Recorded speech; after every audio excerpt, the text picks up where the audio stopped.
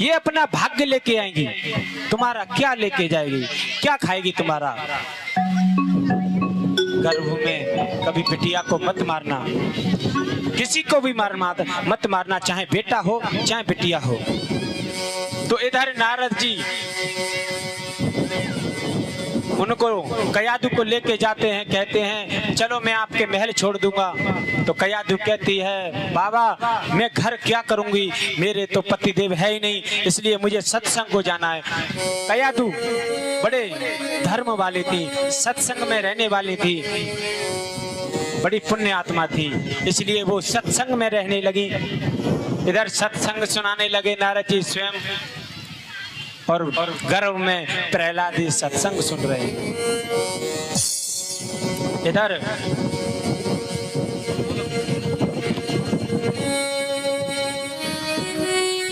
प्रहलाद जी जन्म लेते हैं।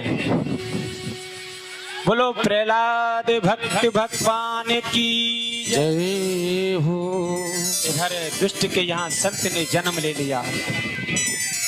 इधर उनका पिता लौट करके आता है तो खुशखबरी में फूला नहीं समाता, क्योंकि पुत्र हुआ है, उत्तराधिकारी पैदा हुआ है, लेकिन वो ये नहीं जानता कि भक्त पैदा हुआ है। तो धीरे धीरे बड़ा होता है और जब पढ़ने के योग्य होता है तो उसे गुरुकुल भेज देते हैं। लेकिन गुरुकुल कौन सा? वो भी राक्षसों वाला, जहां पर मार काट की विद्या सिखाई जाती है। लेकिन प्रहलाद जी ने तो गर्भ में ही भगवान की कथा सुनी थी, भगवान का नाम लिया, तो इसलिए उनका मन वहां नहीं लगा। वो उसकी विद्या को ग्रहण नहीं करने लगे। संडे अमरक उनके गुरु थे, यानी सिखाने वाले मास्टर थे। उन्होंने बहुत प्रयास किया लेकिन वो नहीं सीखे कुछ भी। अर्थ धर्म काम की शिक्षा वो नहीं सीखे। उन्होंने तो अपने भगवान में मन लगा लिया। अब तो प्रहलाद जी राम राम रटते हैं, भगवान का नाम रटते हैं, और अपने संग कुछ मित्रों को भी लेके आते हैं।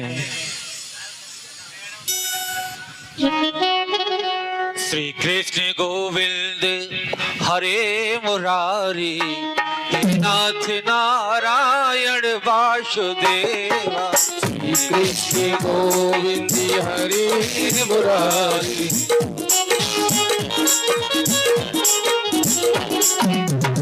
नाथ नारायण वासुदेवा, हे नाथ नारायण वासुदेवा, हे नाथ नारायण वासुदेवा। श्री कृष्ण गोविंद हरे मुरारी, नाथ नारायण वासुदेवा।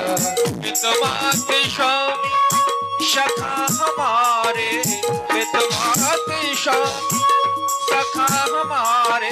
राधे राधे। जितनी बार कन्या श्री कृष्ण गोविंद हरे मुरारी, नाथ नारायण वासुदेवा। राधे ताली बजाए।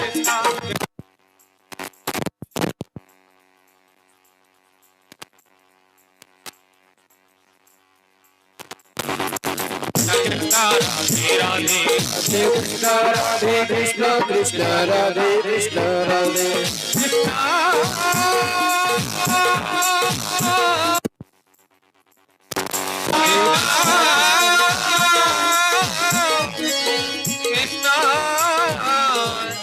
हरे हरे। बोलो वृंदावन बिहारी लाल की जय। जितने भी बच्चे यहाँ बैठे हैं वो इस त्रिपाल पे बैठे हैं, आके आइए सभी बच्चों से। हाँ, इधर हिरण्याकश्यप ने वरदान ब्रह्मा जी से पाया था, न ऊपर मरूं न नीचे मरूं, न आगे मरूं न पीछे मरूं, न दिन में मरूं न रात में मरूं। वरदान पा लिया था और वरदान में मद मस्त हो गया था। इधर प्रहलाद जी भगवान का नाम जपते हैं। प्रहलाद जी को मारने का अथक प्रयास किया, लेकिन एक दिन तो हद ही हो गई। प्रहलाद जी पर तलवार लेके प्रहार करने वाला था, तो जैसे ही प्रहार करता है तो तलवार बीच में है कि निकल जाती है, लेकिन प्रहलाद जी पर प्रहार नहीं होता। अब वो दुष्ट पागल हो गया और कहने लगा, कहाँ है तेरा भगवान, मैं उसका सामना करने के लिए तैयार हूं, बुला। तब प्रहलाद जी कहते हैं, वो कहाँ नहीं है, हैं? वो तो जर्रे जर्रे में है, घट घट में है, फूल पत्थर में है, पत्ते पत्ते में है, कहाँ नहीं है। तो प्रहलाद हिरण्यकश्यप कहने लगा, क्या तेरा भगवान इस खम्भे में है? प्रहलाद जी ने कहा, बिल्कुल अवश्य। तो जैसे यही कहा तो लेके गदा और खम्भ में दे मारी, और जैसे ही खम्भ पटा, खम्भ में से नरसिंह भगवान प्रकट हो गए। बोले नरसिंह भगवान की। क्रोध में मुंह से आग उगल रहे हैं